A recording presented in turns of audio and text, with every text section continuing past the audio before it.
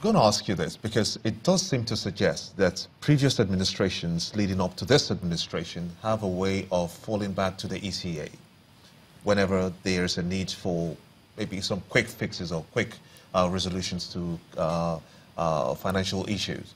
But if the ECA is unconstitutional, what do you think should happen now such that we are able to address the matter of the ECA once and for all? Well, I believe that what is perhaps the heart of the issue is not so much about the unconstitutionality of ECA, but the process of expenditure generally, because that's a constitutional provision. Is it okay for the ECA to exist? No, well, it's been neither here nor there. But if you understand the purpose for which it's created in the first place, it also has to do with the desire and determination to check the excesses of government generally, which is to say, you don't need to blow in one fell swoop all that you have. Effort must be made to reserve for the rainy day. That is the ordinary interpretation to that. Excess crude account. In the event that you have this excess, please, let's have it here to deal with the exigencies of governance as we move. My problem is this. If you have elected, and by the will of the people, to operate constitutional democracy, you must be bound by the dictates. Those dictates and boundaries of constitutional democracy are expressly provided in the Constitution that you swore as the ground norm to abide by. The question is, has this been happening? I mean, you have alluded to that. Previous governments, one after the other, the fact that they've been doing it, can that be a justification for the continuation? Certainly no. But there is a missing link. And that for us is where the problem lies. You see, the absence of a coordinated, harmonious government in dealing with some complex situations such as this is at the heart of this problem. APC has failed on that score, and it has a provenance. The beginning of this is where... Failed in which score? Oh, isn't that democracy, checks and balance? I'm talking of also part of democracy, the role of a political party, particularly a ruling political party, that has a full control of the arms, the houses of the legislature, both the Senate and the House of Representatives. Yeah, but are they supposed to be rubber stamp? The kind of acrimony. Because if I throw back the question to you, whether the legislature, the Senate, and the House of Representatives, are they in support of the fight against insurgency, insecurity generally? The answer would be yes, that they are. Why then is this crisis? It is the absence of a functional, the presence of a dysfunctional political party that has the capacity to get. And that's why you have the many will argue they could definitely. How can a president, take for instance, in full show of indiscretion, but they would say that he bothers saying, not about who emerges in the leadership? That is where it started. Malaki, these are political issues, and sometimes they will always argue with once there are political, the way it affects us, let's come back to the legal ones, for instance. That one, at least, do you think that we're drilling in the democratic process? But let's move to this particular one because we're running out of time. Okay. The court ruling on INEC, National Assembly, reordering the sequence of elections, where the court now said, well, they don't think National Assembly has that power to reorder. That for me is the law. That is the law. Yes, I support but that. I thought the law says that, well, laws and bills are two different things. This is a process that is ongoing. Now, so is it a law yet or a bill? No, you're talking about the propriety of the action itself. The court has had a live legal situation to deal with. It has dealt with it. And it also depends on the prayers that came before that court.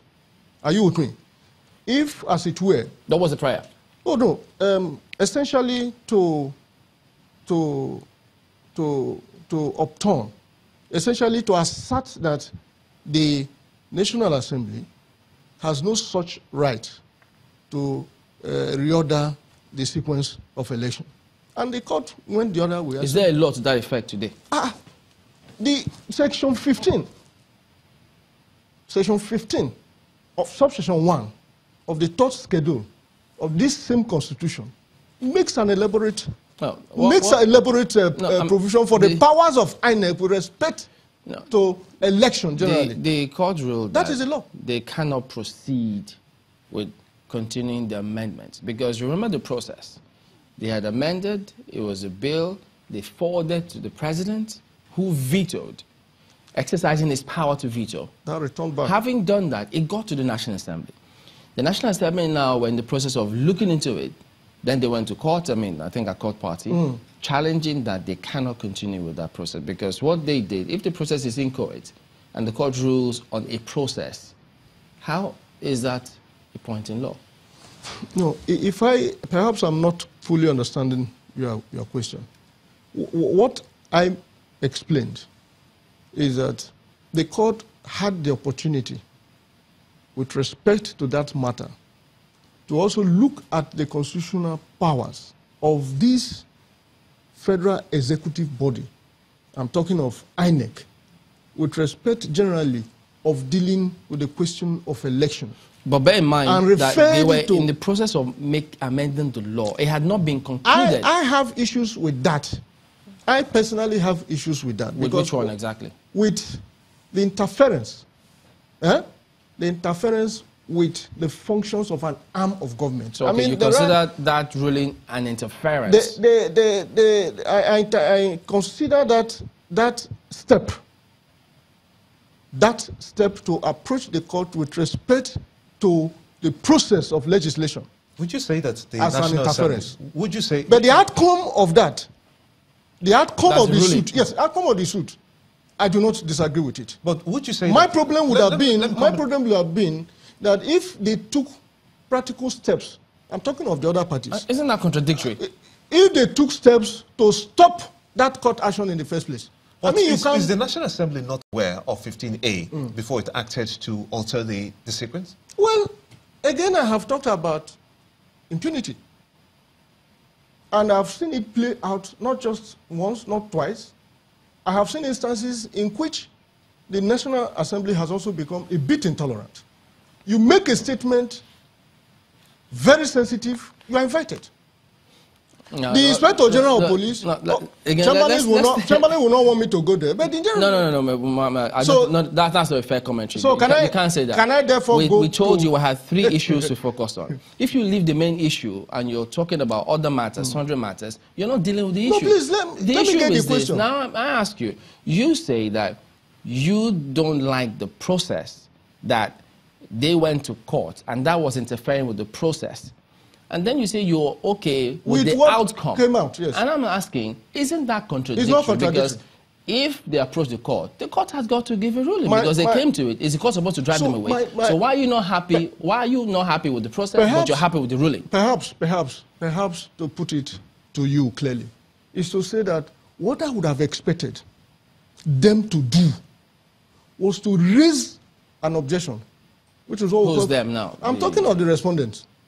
Look, there are jurisdiction is a life wire that guarantees the intervention of the court even in a matter. If you have serious opposition, like I said they do have, bringing that matter to court, raise it in limine, that is preliminarily, and to say that, man, you can't even begin, essentially because we have the constitutional right to go through this process.